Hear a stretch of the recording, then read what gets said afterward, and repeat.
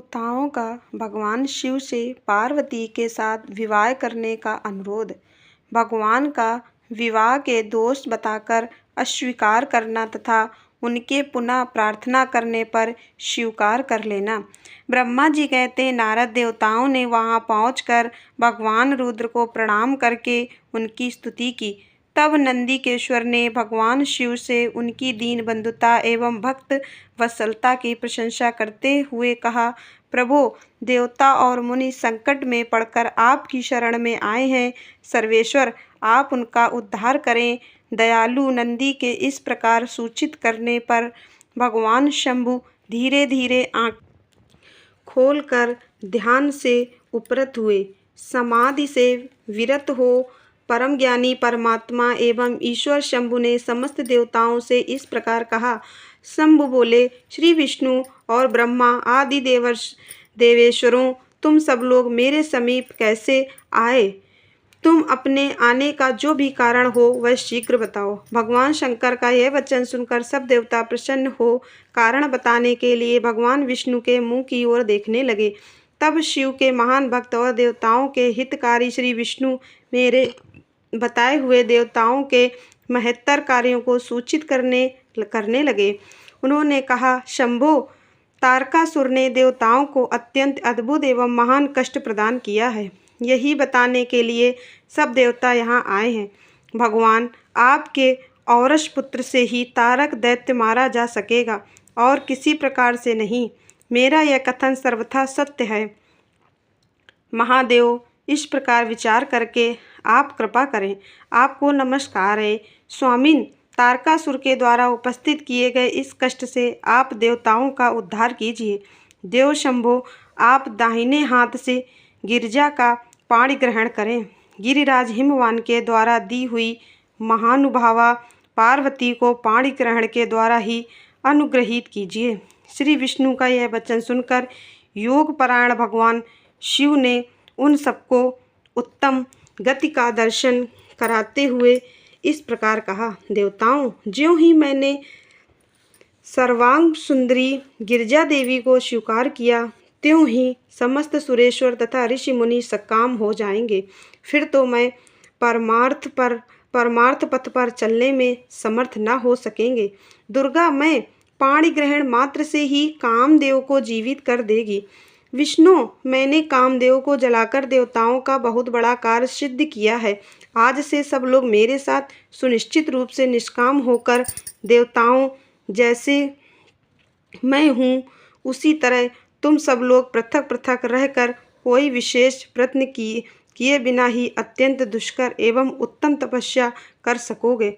अब उस मदन के न होने से तुम सब देवता समाधि के द्वारा परमानंद का अनुभव करते हुए निर्विकार हो जाओ, क्योंकि काम नरक की ही प्राप्ति कराने वाला है। काम से क्रोध होता है, क्रोध से मोह होता है और मोह से तपस्या नष्ट होती है। अतः तुम सभी श्रेष्ठ देवताओं को काम और क्रोध का परित्याग कर देना चाहिए। मेरे इस कथन को कभी अन्यथा नहीं मानना चाहिए। ब्रह्मा जी कहते हैं, नारद, वृषभ के चिन्ह से युक्त ध्वजा धारण करने वाले भगवान महादेव ने इस प्रकार की बातें सुनाकर ब्रह्मा विष्णु देवताओं तथा मुनियों को निष्काम धर्म का उपदेश दिया। तदनंतर भगवान शंभु पुनः ध्यान लगाकर चुप हो गए और पहले की भांति पार्षदों से घिरे हुए सुस्थिर भाव से बैठ गए। वे अपने मन में ही स्वयं आत्मस्वरूप निरंजन, निराभास, निर्विकार, निरामय, परमात्पर, नित्य, ममता रहित,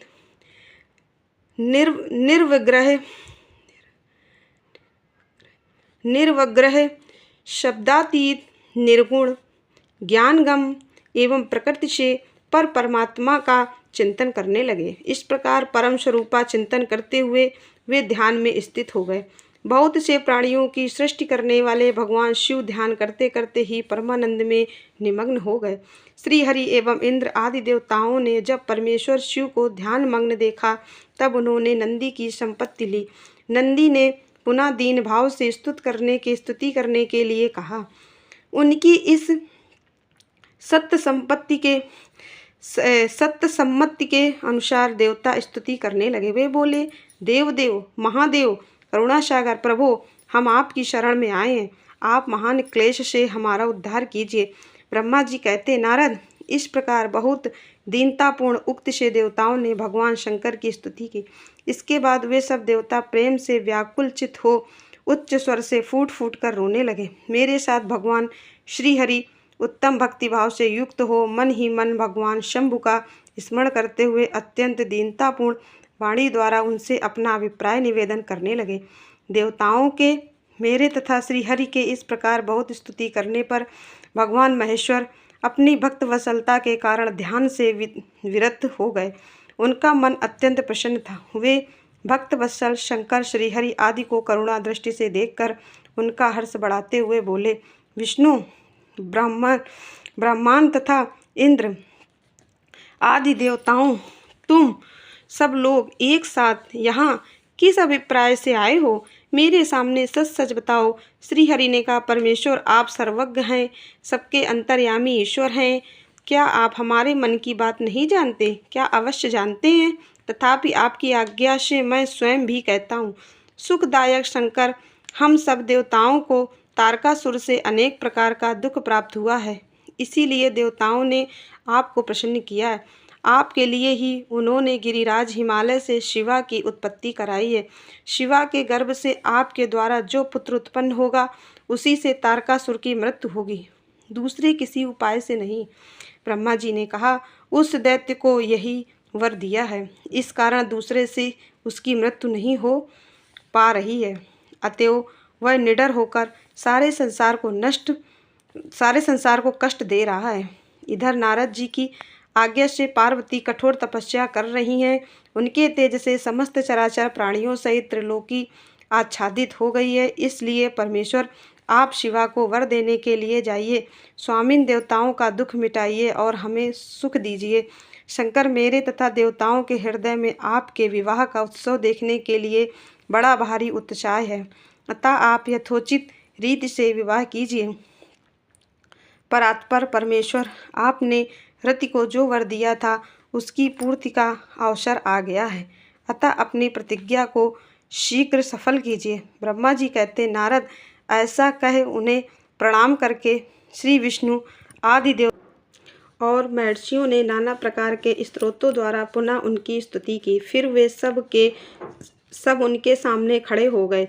भक्तों के अधीन रहने वाले भगवान शंकर भी, जो वेद मर्यादा के रक्षक हैं, देवताओं की बात सुनकर हंसकर बोले, हे हरे, हे विधे और हे देवताओं, तुम सब लोग आदर पूर्वक सुनो। मैं यथोचित विशेषता विवेकपूर्ण बात कह रहा हूँ। विवाह करना मनुष्यों के लिए उचित कार्य नहीं है, क्योंकि विवाह दृढ़ता पूर्वक बांध रखने वाली एक बहुत बड़ी बेड़ी है। जगत में बहुत से कुसंग हैं, परंतु स्त्री का संग उनमें सबसे बढ़कर है। मनुष्य सारे बंधनों से छुटकारा पा सकता है, परंतु स्त्री प्रसंग रूपी बंधन से वह मुक्त नहीं हो पाता। लोहे और काठ की बनी हुई बेड़ियों में दृढ़तापूर्वक बंधा हुआ पुरुष भी एक दिन उस कैद से छुटकारा पा जाता है, परंतु स्त्री, पुत्र आदि के बंधन में बंधा हुआ मनुष्य कभी छूट नहीं पाता। महान बंधन में डालने वाले विषय सदा बढ़ते रहते हैं। जिसका मन विषयों के वशीभूत हो गया है, इसके लिए मोक्ष स्वप्न में भी दुर्लभ है। विद्वान पुरुष यदि सुख चाहता है तो वह विषयों को विधिपूर्वक त्याग दे। विषयों को विष के समान बताया गया है, जिनके द्वारा मनुष्य मारा जाता है। विषय के साथ वार्ता करने मात्र से मनुष्य क्षण भर में पतित हो जाता है। आचार्यों ने विषय को मिश्री मिलाई हुई वारुणी मदिरा कहा है। यद्यपि मैं इस बात को जानता हूँ और यद्यपि विषयों के इन सारे दोषों का मुझे विशेष ज्ञान है, तथापि मैं तुम्हारी प्रार्थना को सफल करूँगा, क्योंकि मैं भक्तों के अधीन रहता हूँ और भक्त वत्सलतावश उचित अनुचित सारे कार्य करता हूँ। इसलिए तीनों लोकों में यथोचित कर्ता के रूप में मेरी प्रसिद्धि है। भक्तों के लिए मैंने अनेक बार बहुत से प्रयत्न करके कष्ट सहन किए हैं। गृहपति होकर विश्वानर मुनि का दुख दूर किया है। हरे विधे, अब अधिक कहने की क्या आवश्यकता है? मेरी जो प्रतिज्ञा उसे तुम सब लोग अच्छी तरह जानते हो। मैं यह सत्य कहता हूँ कि जब जब भक्तों पर कहीं विपत्ति आती है, तब तब मैं तत्काल उनके सारे कष्ट हर लेता हूँ। तारकासुर से तुम सब लोगों को जो दुख प्राप्त हुआ है उसे मैं जानता हूँ और उसका हरण करूँगा। यह भी सत्य सत्य बता रहा हूँ। यद्यपि मेरे मन में विवाह करने की कोई रुचि नहीं है, तथापि मैं पुत्रोत्पादन के लिए गिरिजा के साथ विवाह करूँगा। तुम सब देवता अब निर्भय होकर अपने अपने घर जाओ। मैं तुम्हारा कार्य सिद्ध करूँगा। इस विषय में अब कोई विचार नहीं करना चाहिए। ब्रह्मा जी कहते हैं, नारद ऐसा कहकर भगवान शंकर मौन हो समाधि में स्थित हो गए और विष्णु आदि सभी देवता अपने अपने धाम को चले गए।